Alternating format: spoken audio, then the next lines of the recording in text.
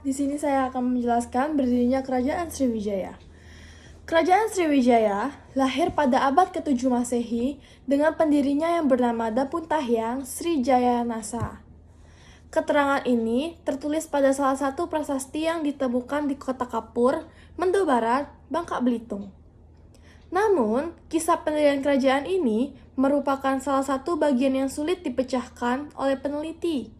Sebab dalam sumber-sumber yang ditemukan tidak ada struktur genealogis yang tersusun rapi antara Raja Sriwijaya.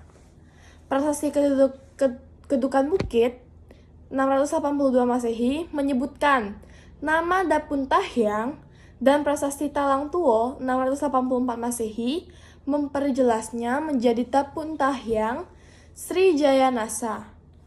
Kedua prasasti ini adalah penjelasan tertua mengenai seseorang yang dianggap sebagai raja atau pemimpin Sriwijaya. Dalam prasasti Kedukan Bukit juga menceritakan bahwa Dapuntahyang mengadakan perjalanan dengan memimpin 20.000 tentara dan minaga tamuan ke Palembang, Jambi, dan Bengkulu.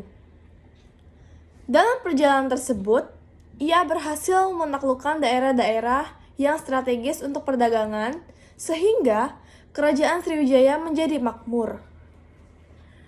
Berdasarkan prasasti Kota 686 Masehi di Pulau Bangka, Sriwijaya diperkirakan telah berhasil menguasai Sumatera bagian selatan, Bangka dan Belitung, bahkan sampai ke Lampung. Bukti ini juga menyebutkan bahwa Srijayanasa bahkan mencoba untuk melancarkan ekspedisi militer menyerang Jawa yang dianggap tidak mau berbakti kepada Maharaja Sriwijaya. Peristiwa ini terjadi pada waktu yang kurang lebih kesamaan dan runtuhnya Kerajaan Tarumanegara di Jawa Barat dan Kerajaan Holing Kalingga di Jawa Tengah yang bisa saja terjadi karena serangan yang dilancarkan oleh Sriwijaya. Letak Kerajaan Sriwijaya. Letak pasti kerajaan ini masih banyak diperdebatkan.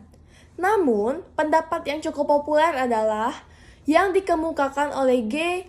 Judas pada tahun 1918 bahwa pusat Sriwijaya ada di Palembang.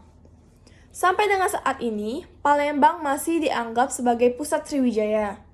Beberapa ahli berkesimpulan bahwa Sriwijaya yang bercorak maritim memiliki kebiasaan untuk berpindah-pindah pusat kekuasaan. Sebab para ahli yang menyimpulkan bahwa Sriwijaya berpusat di Kedah, kemudian Muara Takus, hingga menyebut kota Jambi. Raja-raja Kerajaan Sriwijaya. Sebagaimana yang disampaikan sebelumnya, bahwa struktur genealogis Raja-Raja Sriwijaya banyak terputus dan hanya didukung bukti-bukti yang dianggap kurang kuat. Berikut ini adalah nama-nama raja kerajaan yang sedikit banyak disepakati oleh para ahli setelah masa kekuasaan Dapuntahyang Srijayanasa.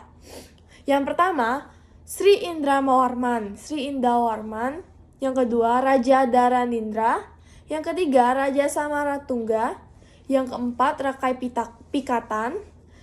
Yang kelima, Balaputra Dewa. Yang keenam, Sri Udaya Dityawarman. Yang ketujuh, Sri Culaumaniwarman atau Cudamaniwarmadewa.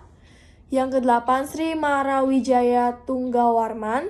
Dan yang terakhir, Sri Sanggramawijaya Tunggawarman.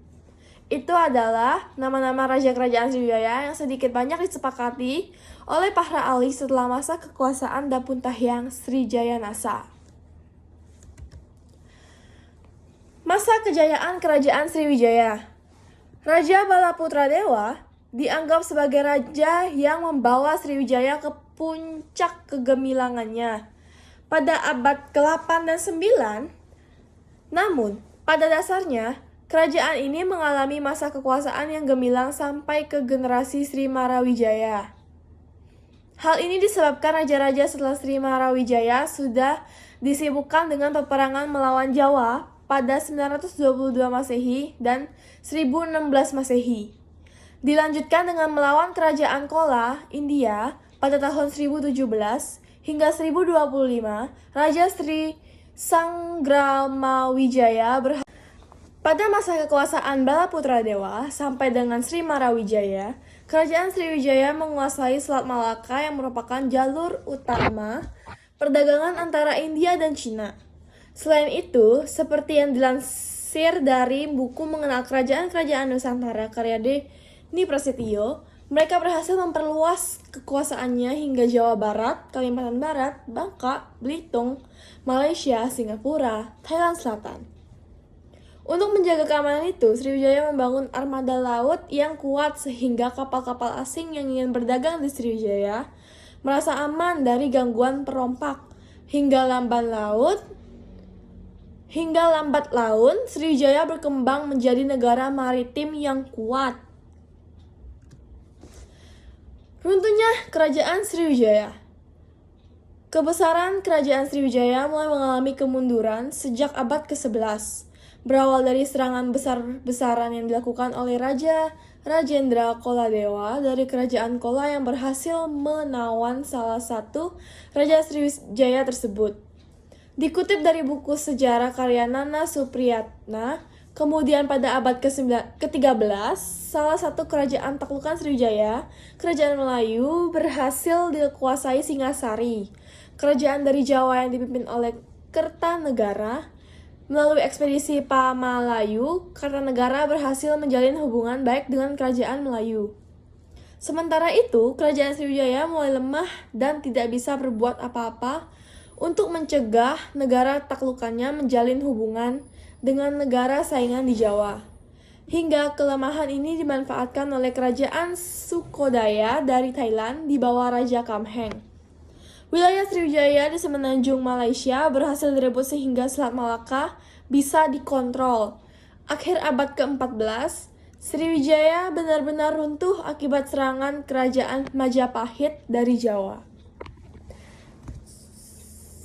Sekian presentasi dari saya, Cecilia Veronica, kelas 10 IBB. Mohon maaf jika ada salah kata. Sekian, terima kasih.